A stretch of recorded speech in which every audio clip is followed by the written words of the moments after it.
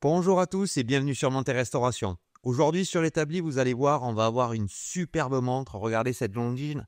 Vous allez voir, l'intérieur de cette montre est superbe. On va complètement restaurer cette montre. Et aussi, un petit plus sur cette vidéo, en fait, cette montre, elle sera donnée à un des abonnés à la chaîne. Donc, je vous expliquerai un petit peu plus dans la vidéo. Vous devez suivre cette vidéo et je vous expliquerai comment vous pouvez gagner cette magnifique montre que je vais restaurer devant vous. On va démonter la montre dans un premier temps. On va nettoyer et on va la faire, entre guillemets, un petit peu plus belle, cette montre.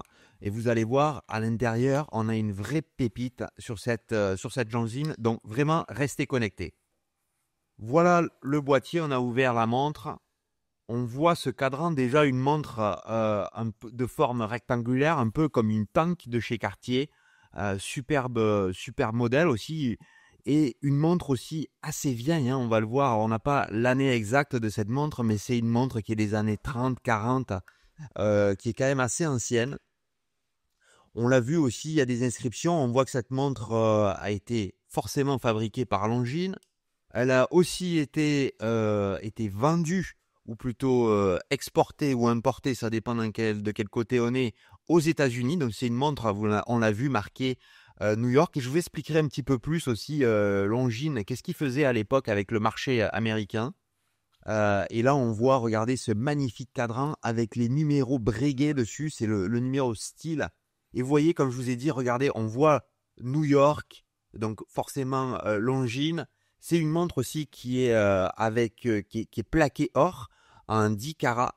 Et voilà, on voit toutes les marques aussi des anciens horlogers qui ont fait des restaurations sur cette montre. Mais je pense que la dernière des restaurations, on va voir l'état. Alors on voit il manque déjà une vis sur le cadran ici, la vis qui maintient le cadran en place.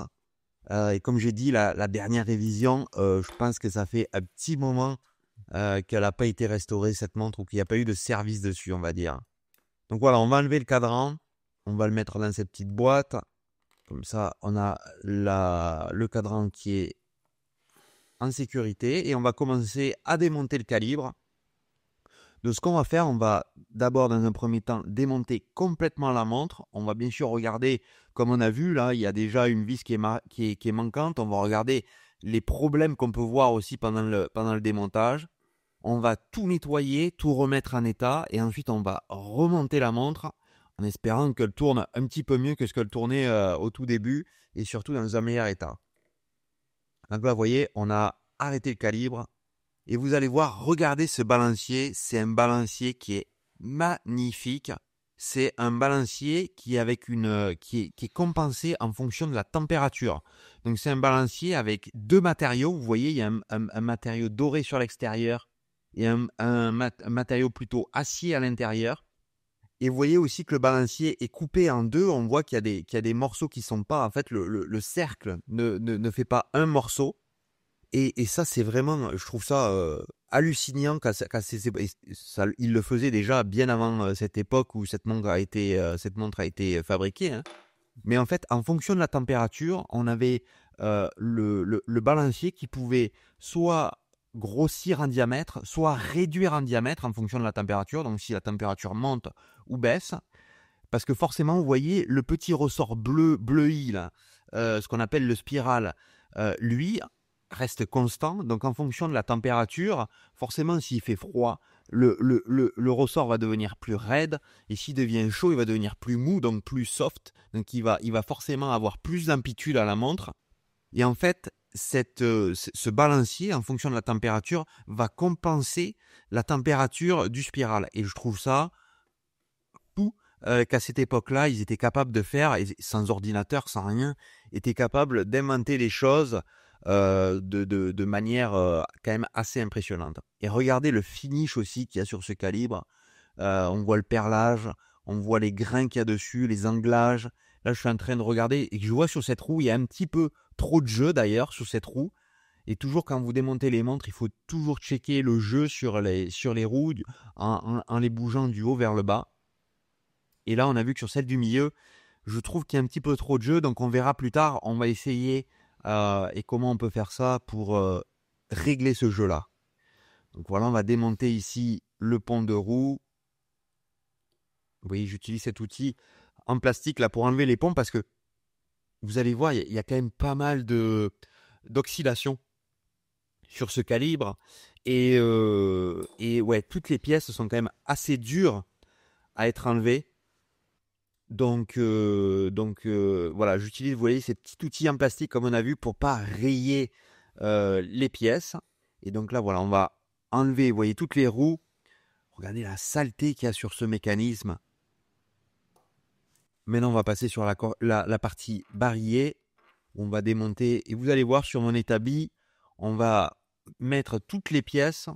Et j'essaye, comme je le fais, comme je le dis à chaque fois, j'essaie de garder aussi toutes les pièces par famille. Vous avez vu, j'ai une petite famille de pièces. On avait pour le train de roue.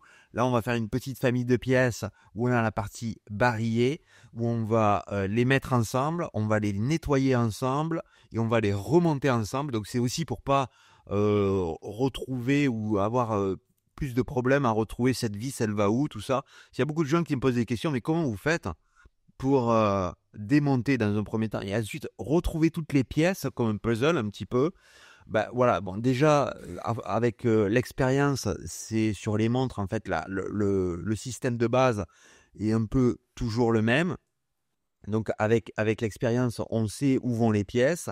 Et après, par exemple, sur les vis, voilà, on essaie aussi de les garder en famille. C'est beaucoup plus simple de garder les pièces par sous-ensemble, si on veut, à démonter, à nettoyer et à remonter.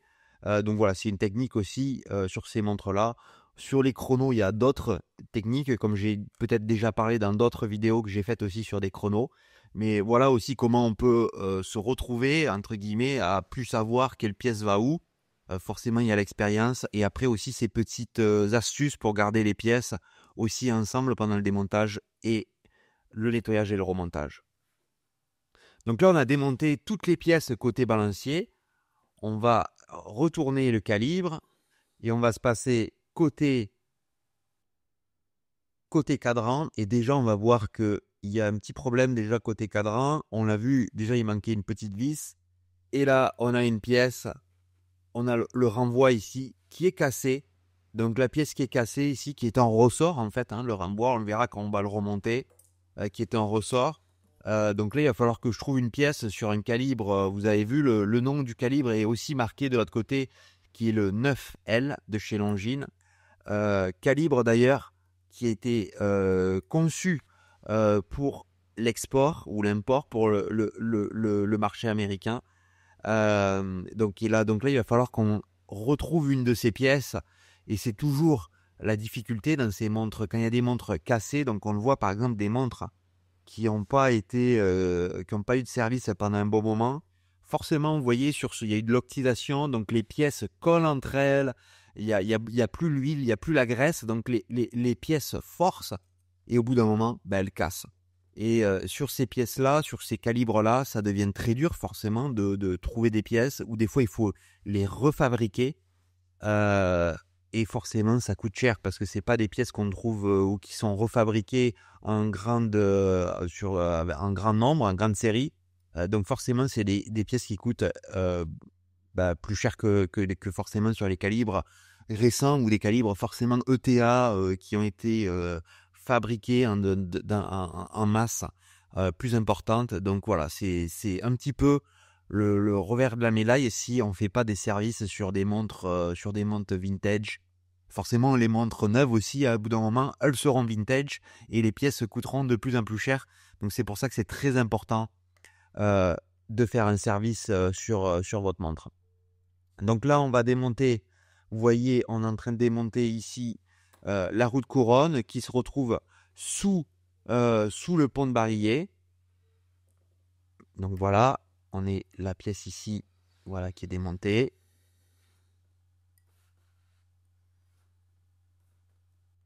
Parfait. Vous voyez toutes ces petites vis là qu'on maintient ensemble. Et ici, comme on a dit, la roue de couronne qui est en 2 morceaux.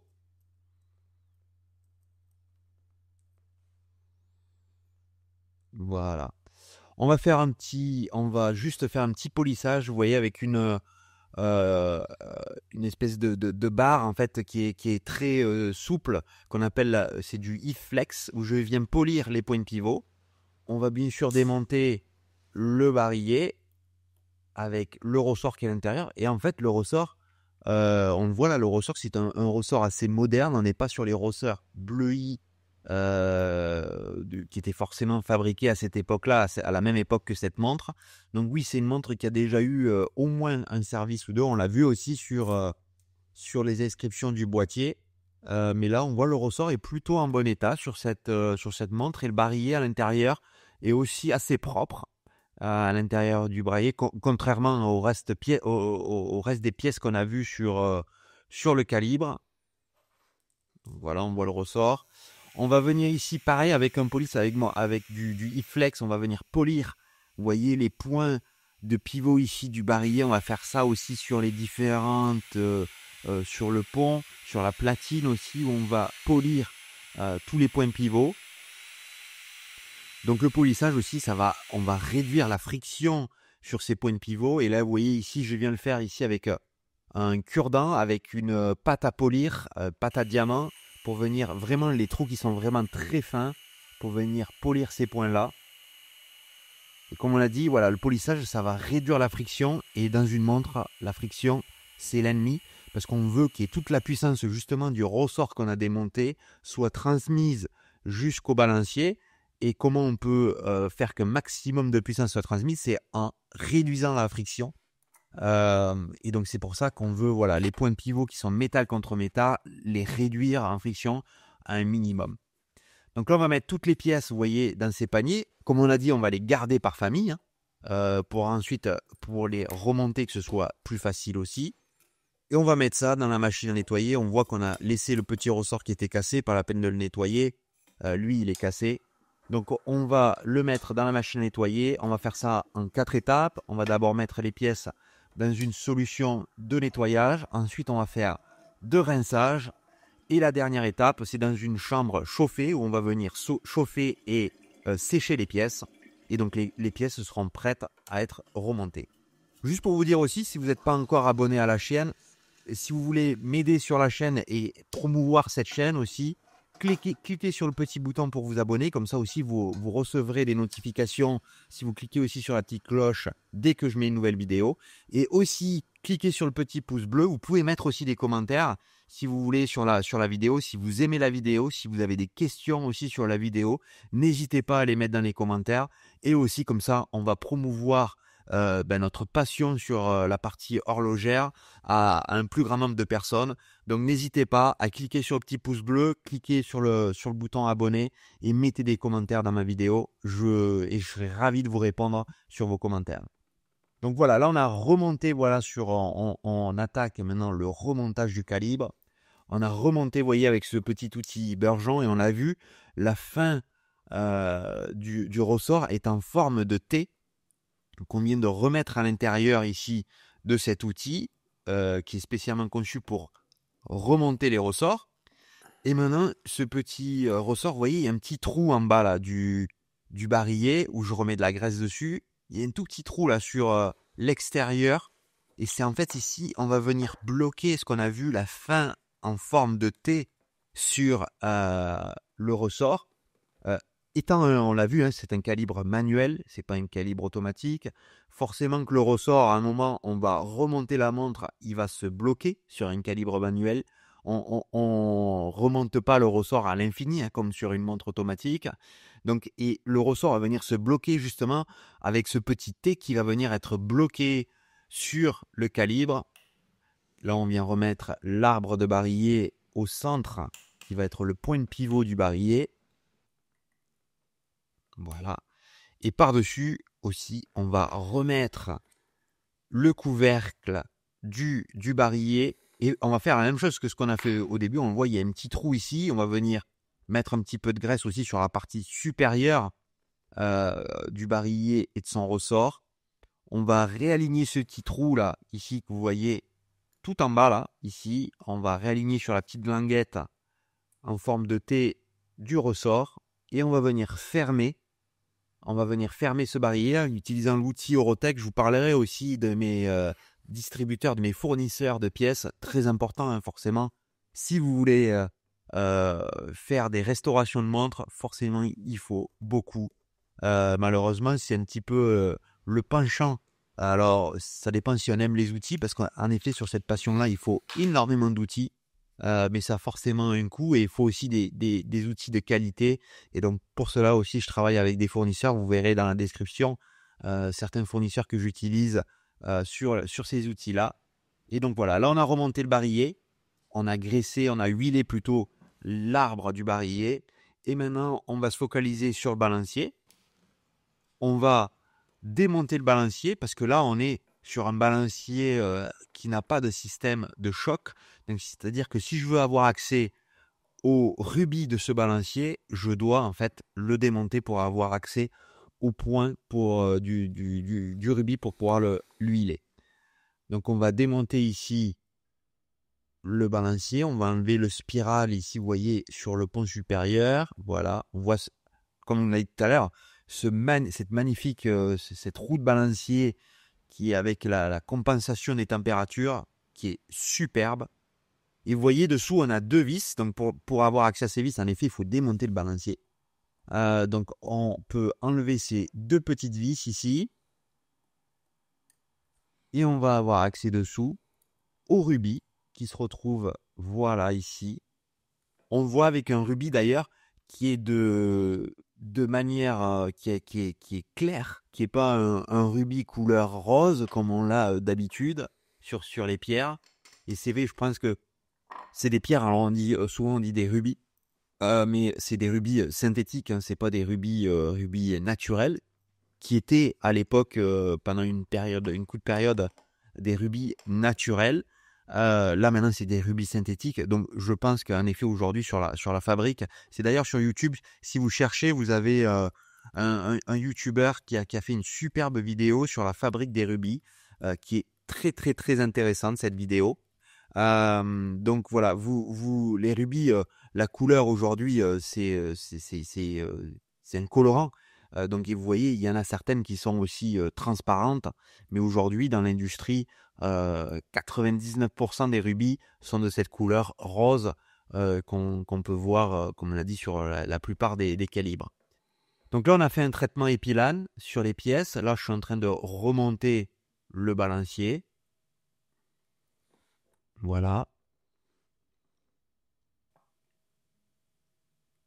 On va remettre ici les petites vis.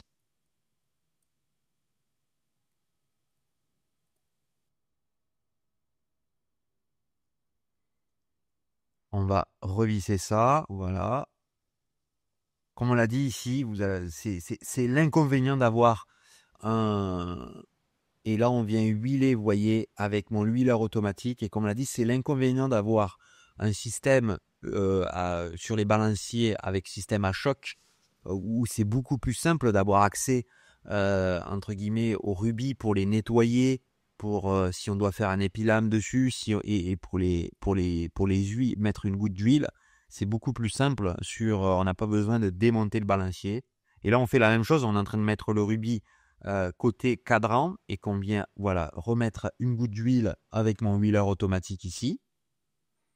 Et ensuite, bien sûr, on va remonter, maintenant qu'on a mis la goutte d'huile, on va remonter le balancier gentiment. Surtout, toujours faire attention avec les balanciers, avec le spiral qui est ce ressort bleui là, ici, extrêmement fin. Et dès que vous mettez un coup dedans, c'est ce qui régule en fait la montre, hein. C'est ce qui régule la puissance qu'il y a dans la montre pour donner l'heure. Donc c'est vraiment l'outil ou la partie de la montre extrêmement important et très très très fragile. Donc c'est pour ça que quand on démontre en général un calibre, une des premières pièces qu'on enlève, c'est le balancier, justement pour pas abîmer pendant le démontage ce ressort. Quand on le manipule, le manipuler toujours avec beaucoup d'attention. Et donc voilà, là on voit justement, voilà le job du ressort, une fois qu'on met de l'air, et là maintenant qu'on a huilé, je suis en train de checker si tout tourne correctement, si le ressort, le spiral est parfaitement plat, parfaitement concentrique. C'est ce qu'on veut pour avoir une montre qui donne et qui tourne correctement, et pas de friction. Voilà, on n'a pas un balancier qui s'arrête d'un coup sec parce qu'on a une friction dessus. Donc là, voilà, tout est correct. Donc on peut, maintenant que le balancier est fait, on va continuer sur le reste du balancier, sur le reste du calibre plutôt. Donc on va remonter dans un premier temps. Vous vous souvenez, il y avait la roue des couronnes là, qui était vissée sur le pont par le dessous. Donc avant de remonter le pont, on va d'abord remettre cette roue de couronne ici.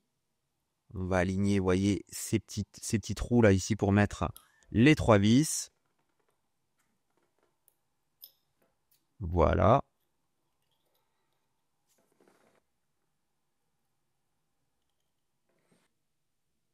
Voilà, vous voyez, ces vis, elles sont vraiment minuscules. Parfait. Et là, on remet tout ça en position. La dernière, la troisième.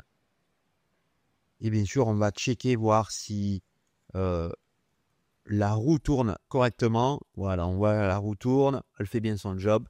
Donc, on va pouvoir maintenant remettre les pièces qui vont se situer sous ce pont. Donc, le barillet qu'on a déjà réassemblé avec le ressort à l'intérieur. Et ici, on va mettre une petite goutte d'huile sur le point de pivot de la roue du centre, ici. Et on va pouvoir remettre le pont ici du barillet. Venir réaligner sur la roue et le barillet. On pourra mettre ici la vis qu'on utilisera plus tard pour venir remettre la tirette en position. Et on va pouvoir remontrer aussi le train de roue. On vient réaligner chaque roue dans les rubis ici. Et on a vu aussi, on a poli aussi un minimum tous les points de pivot sur chacune de ces roues du train de roue. On vient remettre ici la roue là. Vous voyez qu'on vient réaligner ici aussi sur le rubis. Voilà. Et la dernière qui vient par-dessus, qu'on vient aligner aussi. Et bien sûr, on fera exactement la même chose pour réaligner tous les points de pivot justement sur le pont supérieur qu'on vient remettre en position. Et vous voyez ici avec le numéro 9L de Longines, on voit aussi 70 joules, donc 17 rubis sur cette montre au total, sur ce calibre. Voilà qu'on vient réaligner, que je viens de tapoter ici pour faire vibrer et pour qu'elles viennent tomber en fait dans les rubis. Et une fois que c'est en position, normalement, on doit avoir voilà, les pièces qui sont et toutes les roues vont tourner. Une fois que tout est en place, gentiment, on va avoir, voilà, ici on a vu le pont qui est tombé, qui s'est réaligné dans les points de pivot. Et si on fait tourner ici sur le barillet, on va avoir tout le train de roue qui doit tourner. Voilà, tout est bien aligné. Donc ici, on remet les vis pour sécuriser maintenant les ponts en position.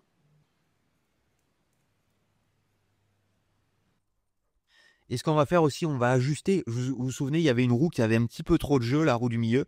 Donc je vais utiliser cet outil avec une vis micro-venti. Et vous voyez, je vais prendre deux. Vous voyez en haut, on a vu à peine un trait. Et donc là, je viens de baisser le rubis. Et en fait, cet outil sert à venir mettre les rubis en place dans un premier temps. Et aussi ajouter avec un pas micrométrique qui est vraiment très fin, venir ajuster précisément la hauteur de ces rubis. Donc là, c'est ce que je viens de faire. J'ai juste baissé d'un tout petit peu normalement, les pas sont de 0,05 mm. Donc c'est pour vous dire la précision de ces rubis une fois qu'on veut ajuster la précision. Donc là, on l'a baissé un tout petit peu parce que voilà, s'il y a trop de jeu dans un train de roue, il y a trop de jeu sur les pièces dans un mécanisme, les pièces peuvent toucher entre elles, elles peuvent se frotter. Et comme on l'a dit tout à l'heure, l'ennemi sur un calibre, c'est les frottements. Donc, ça va réduire l'amplitude et ça va aussi abîmer les pièces et forcément au bout d'un moment aussi casser des pièces. Donc, c'est vraiment les frictions dans un calibre doivent être à un minimum. Donc, c'est pour ça qu'il faut qu'il y ait du jeu entre les pièces parce que sinon, s'il n'y a plus de jeu, ça veut dire qu'elles sont contraintes dans le mécanisme, donc elles ne peuvent pas tourner comme elles pourraient tourner librement. Mais s'il y a trop de jeu, les pièces peuvent toucher entre elles, et ça, c'est pas bon. Donc c'est pour ça qu'il faut qu'il y ait du jeu, mais pas trop. Donc là, maintenant, on a fini côté balancier. On va repasser côté cadran, et on va remonter le système en fait du réglage de l'heure sur cette montre, parce qu'il n'y a que deux fonctions sur cette montre. La première fonction qui est le remontage de la montre manuelle, et quand on va tirer sur la couronne, on va venir régler l'heure. Voilà, on vient remettre les pièces, et vous allez voir, vous vous souvenez, il y avait une pièce qui était cassée aussi sur ce calibre, et j'ai réussi à trouver une pièce. Donc c'est le renvoi qu'on va remettre, un tout nouveau renvoi qui fait office de ressort sur le calibre. Donc voilà, on va remonter maintenant toutes les pièces. Et juste pour vous dire un petit peu aussi sur ce calibre, on voit qui est superbe en termes de finition, avec, vous voyez encore le perlage. Donc c'est tous ces ronds concentriques là qui sont emboîtés les uns dans les autres sur le calibre, qui est superbe. Et forcément, à cette époque-là, tout était fait pas à la main. C'est pas non plus des machines avec des robots qui étaient faits comme ça peut l'être aujourd'hui dans certaines marques. Voilà, c'était des choses qui étaient faites manuellement et qui sont vraiment magnifiques. Et comme on l'a dit, cette montre était faite par Longines, et avec ce calibre directement exporté aux États-Unis. Et en fait, Longines, voilà, ils ont vu qu'il y avait un marché qui était quand même très important aux États-Unis. Et à cette époque-là, et comme il y a toujours aussi aujourd'hui, des importations et des exportations avec des règles. Et Longines avait décidé en fait de faire directement une usine pour réassembler notamment les boîtiers. C'est pour ça qu'il y a marqué New York à l'intérieur du boîtier. Notamment les boîtiers étaient faits directement aux États-Unis, et certaines des pièces, et notamment les calibres, eux étaient faits en Suisse.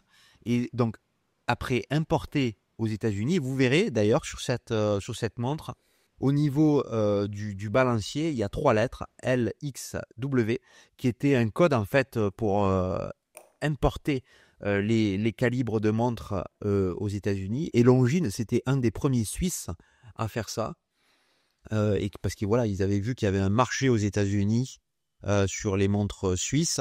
Et donc ils ont fait ça pendant pendant un temps assez conséquent. Et d'ailleurs, certaines marques, je crois d'ailleurs Gégère et Vacheron Constantin, quand ils ont vu que ça marchait très bien pour Longines aux États-Unis, d'ailleurs, ils ont plutôt que de faire, ils ont utilisé Longines. Et d'ailleurs, vous verrez que Longines, ou plutôt Vacheron, utilise exactement les mêmes codes que cette montre Longines sur les montres Vacheron Constantin qui étaient à l'époque importés aux États-Unis.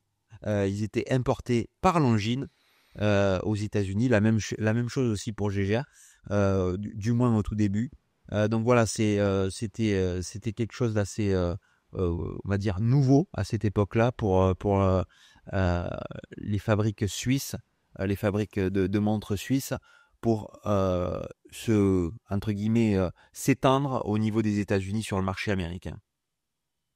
Donc cette montre, là, comme on l'a dit, cette montre, elle était forcément à une période, et d'ailleurs même elle a été vendue aux États-Unis. Alors maintenant elle est revenue en Europe, mais elle a été assemblée, on va dire, et vendue aux États-Unis à l'époque. Ça c'est sûr et certain, parce qu'on le voit maintenant sur l'histoire et sur ce qui est marqué sur cette montre. Donc voilà, là on va remettre, maintenant qu'on a fini côté cadran, on a remis l'encre et qu'on vient réaligner ici. Vous voyez, il y a 2 rubis, parce qu'on voit il y a une roue pour la partie seconde, où on va venir attacher directement côté cadran l'aiguille des secondes. Donc on a une roue, vous voyez, qui est mise au centre du calibre. On vient remettre la puissance, on vient remonter le ressort, comme on l'a dit, le ressort manuel en forme de T qu'on a remonté tout à l'heure. Et voilà, je trouve, alors maintenant que la montre est plus propre, forcément, il est encore plus beau, ce calibre. Il est vraiment magnifique. On voit que l'encre qui clique. Donc ça veut dire que la puissance arrive bien jusqu'à l'encre. Et donc là, maintenant, on va pouvoir remettre le balancier ce magnifique balancier. On va voir si le calibre veut bien démarrer. Et on voit les codes là ici. LXW juste en bas du balancier. Ça, c'est ce que je vous parlais tout à l'heure pour importer la montre. Et voilà, on a le balancier qui repart. Parfait. On a le calibre qui refonctionne correctement. Proprement, avec des pièces maintenant, les pièces cassées qui ont été changées. On va rehuiler ici le train de roue. Vous voyez, j'utilise mon huileur automatique ici, avec différents types d'huiles, hein, des huiles avec des viscosités plus ou moins élevées en fonction des roues. Voilà, donc là on vient ici sur la roue d'échappement. On va faire la même chose aussi, forcément sur les rubis côté cadran. Voilà. Et on va remettre ici la roue des heures qui vient au centre sur le calibre. Le petit ressort. Et on va venir faire un petit nettoyage. Alors c'est toujours compliqué sur un cadran. Moi je ne suis pas cadranier. Cadranier c'est un job particulier. Hein. Ça n'a rien à voir avec les horlogers. C'est les gens qui font la restauration de cadran. C'est plus de la peinture plutôt que quelque chose de mécanique.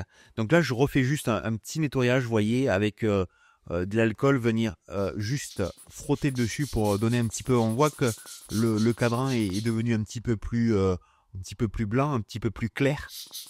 Mais en aucun cas on peut refaire, sauf si on l'envoie chez quelqu'un qui va refaire le cadran complètement à zéro.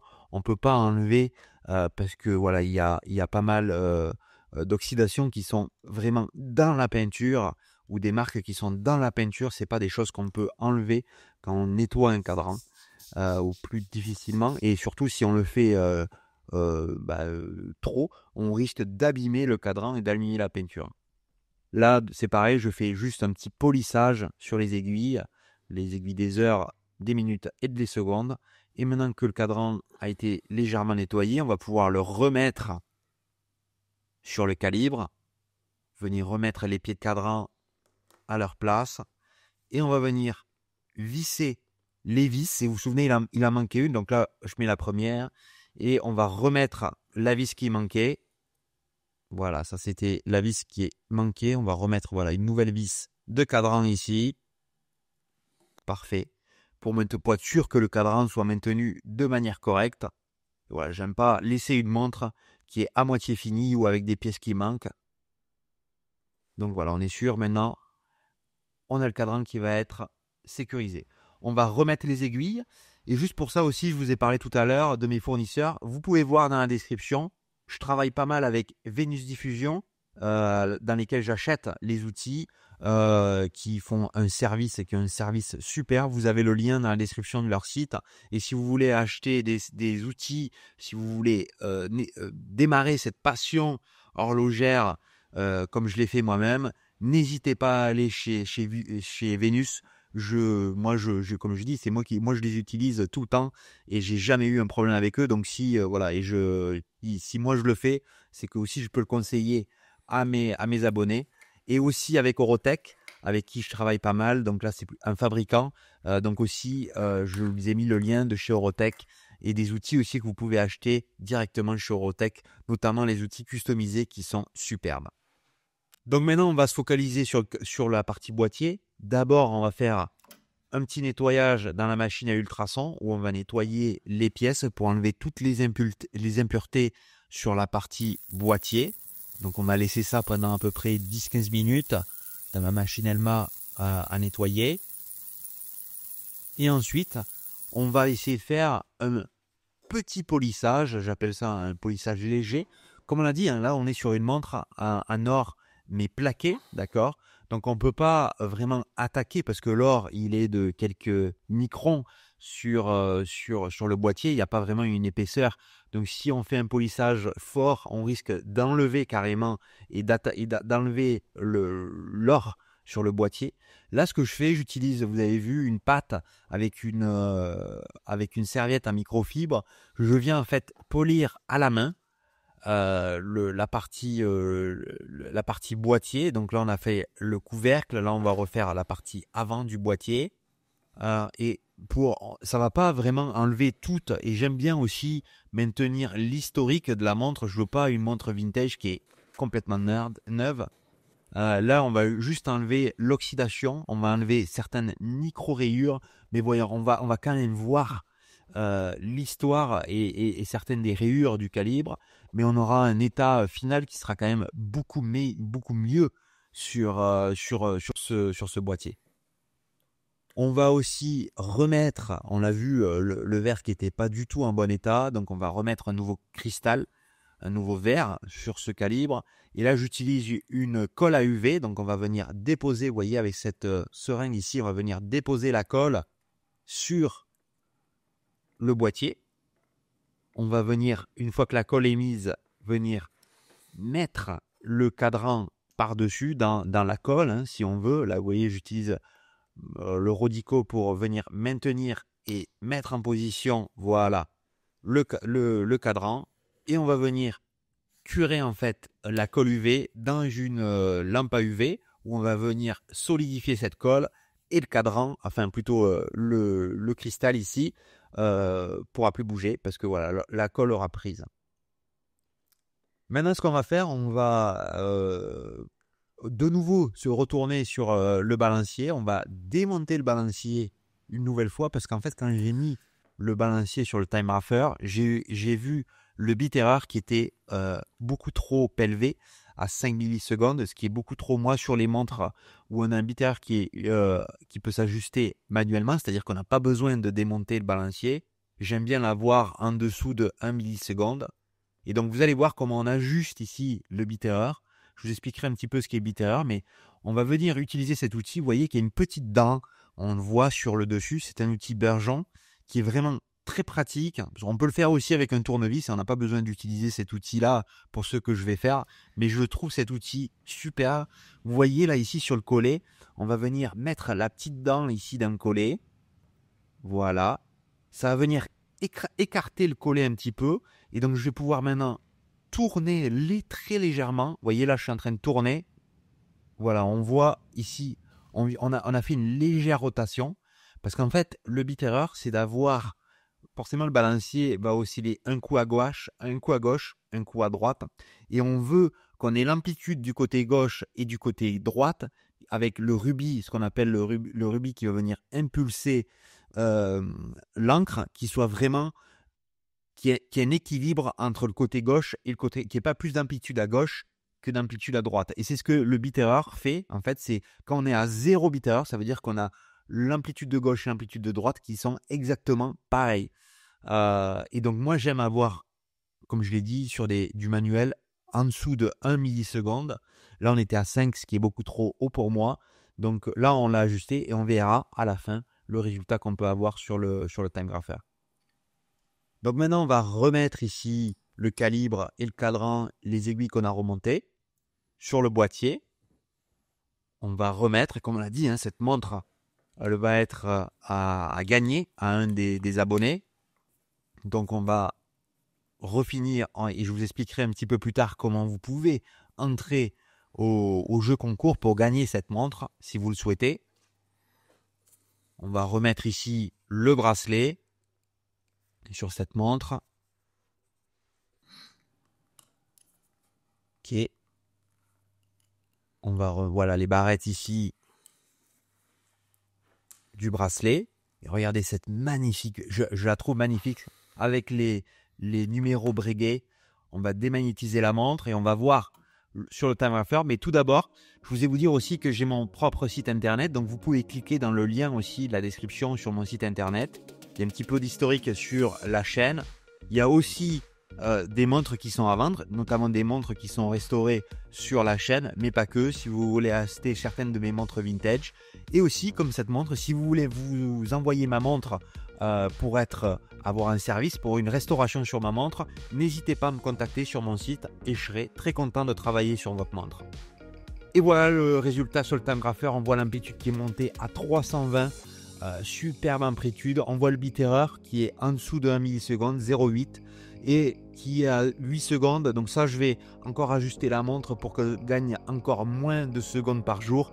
Et donc là, on a une montre qui va tourner encore pendant de nombreux temps. Et voilà, donc si vous voulez vous rentrer dans le jeu concours, d'abord vous devez vous abonner à la chaîne, cliquer sur le petit pouce pour aimer la vidéo, mettre aussi en commentaire pourquoi vous voulez gagner votre montre et vous serez rentré. Et aussi j'ai mon TikTok et mon Instagram, surtout si vous voulez vous abonner, il y a le lien dans la description, vous abonner sur mon Instagram et mettre aussi un commentaire, vous rentrerez encore plus aussi dans le jeu concours sur cette montre. Donc j'espère que vous avez aimé cette vidéo et on se retrouve bientôt pour un prochain épisode. Bye bye.